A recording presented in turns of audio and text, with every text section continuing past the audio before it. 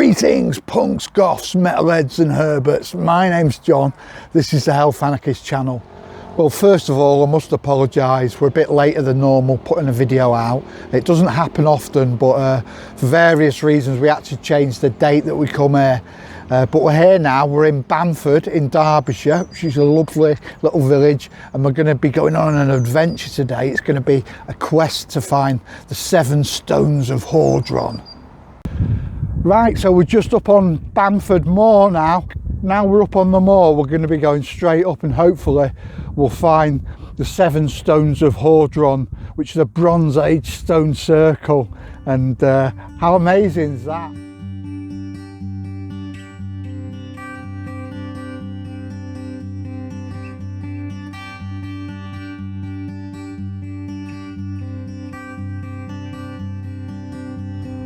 Wow, look at that for a view.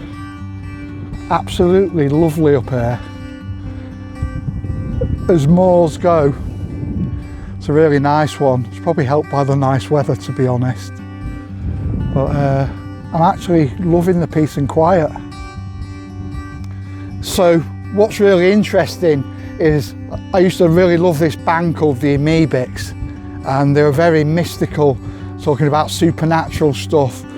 And they did a lot of photographs in the early days up on Bodmin Moor near where they lived.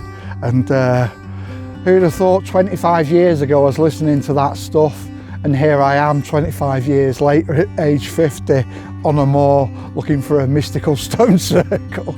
It's just mad how life goes, isn't it? So that's the car park where we parked up down there, because Rachel drove from Bamford, where I was at the train station, to here. And I think it's about 3/4 of a mile, I believe, from here, but we'll have to see.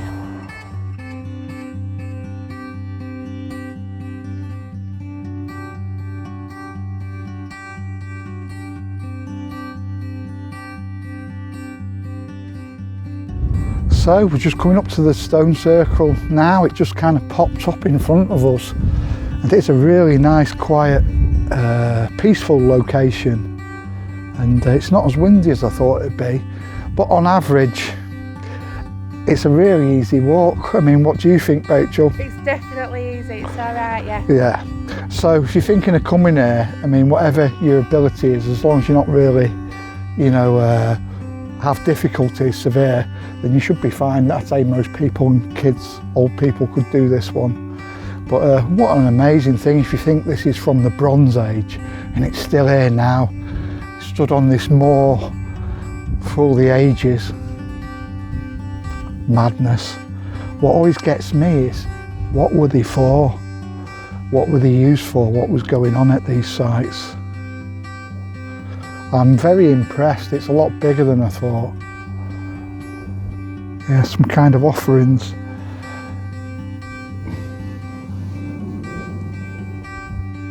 So I'll just have a quick walk around this stone circle. If you are planning on visiting it, it's well worth it. It's easy to get to.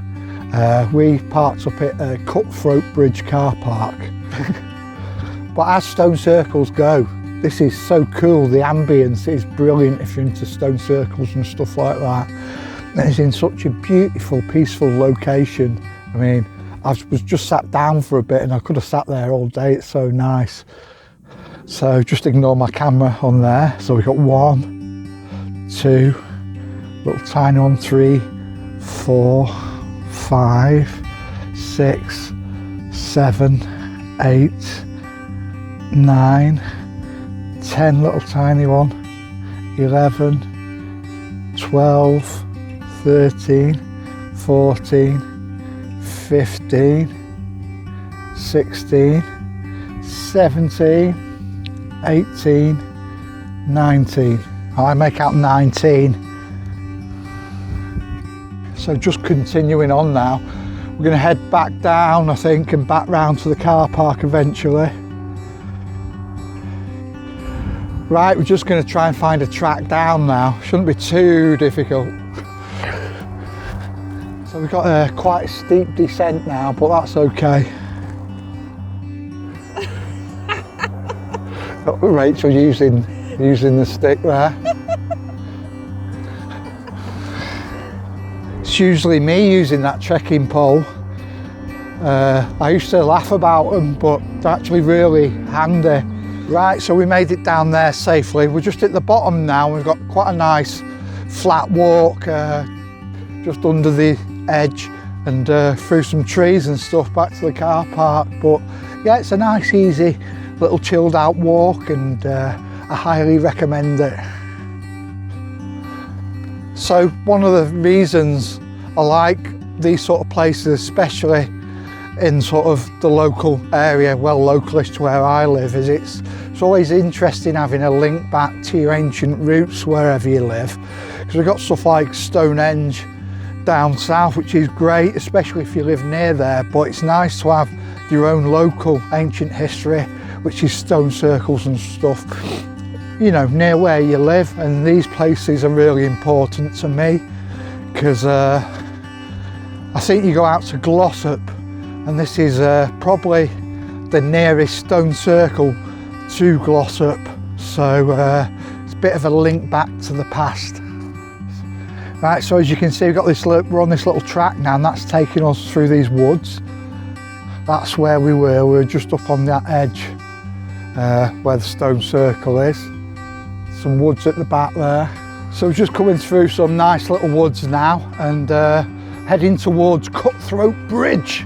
So I'm going to film here so it's not too noisy with the traffic, but if you look down there, that's the notorious Cutthroat Bridge. So why is it called Cutthroat Bridge? Well, a few hundred years ago there was a merchant travelling along this road, and he got set upon and his throat was cut from ear to ear. Now someone found him, it didn't kill him straight away, and they took him to a nearby house, and apparently he lived for a couple of days before he died. So I'll leave it here today at Cutthroat Bridge. I really loved today's walk. It was right up my street. I was really in my element. So if you did enjoy this video, please don't forget to like and subscribe.